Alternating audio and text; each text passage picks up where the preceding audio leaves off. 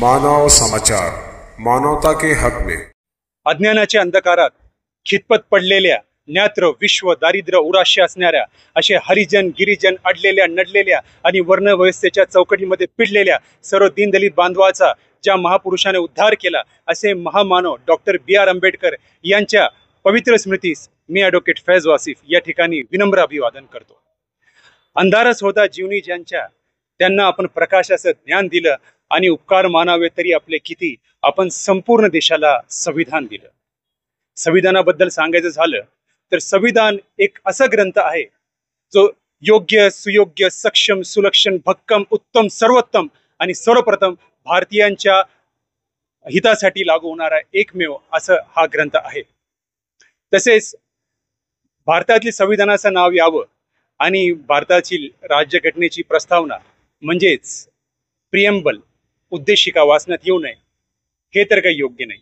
म्हणून मी या ठिकाणी भारताची प्रस्तावना वाचू इच्छितो. We, the people of India, having solemnly resolved to constitute India into a sovereign, socialist, secular, democratic republic and to secure to all its citizens justice, social, economical, political, liberty of thought, expression, belief, faith and worship, equality of status and of opportunity, and to promote among them all fraternity, assuring the dignity of the individual and unity and integrity of the nation.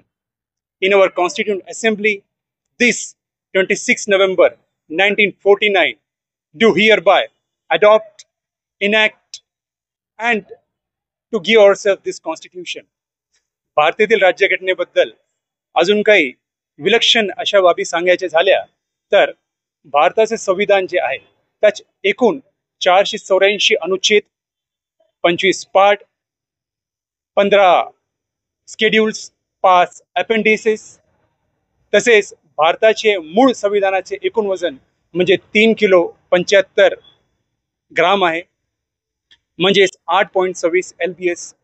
भारताच्या संविधानामध्ये एकूण 251 pages आहेत. तसेच भारताच्या संविधानाच्या निर्मितीसाठी लागलेला एकूण कालावधी म्हणजेच 2 वर्ष 11 महिने आणि 18 दिवस इतका आहे. यासोबत पुनश्च भारताच्या राज्यघटनेचे शिल्पकार परमपूज्य बोधिसत्व परमपूज्य भारताच्या संविधानाचे शिल्पकार परमपूज्य बोधिसत्व श्री भैया तुम्हाला एक्सप्रेशन देणार आहे. तसेच भारताच्या राज्यघटनेचे शिल्पकार परमपूज्य बोधिसत्व भारतरत्न आणि ज्ञानाचा महासागर म्हणजेच डॉक्टर B.R. आंबेडकर यांच्या याच्या पुण्यतिथीनिमित्त मी माझ्या संपूर्ण कुटुंबियांतर्फे आपणास विनम्र अभिवादन करतो आणि आपणा सर्वांना या ठिकाणी शुभेच्छा अर्पित करतो. धन्यवाद. इसको मुबारकबाद पेश करता हूँ. इसी के साथ आज के इस मुबारक घड़ी में मैं एडवोकेट फैज वासिफ अपनी पूरी फैमिली की तरफ से आप सभी को बहुत बहुत मुबारकबाद पेश करता हूँ.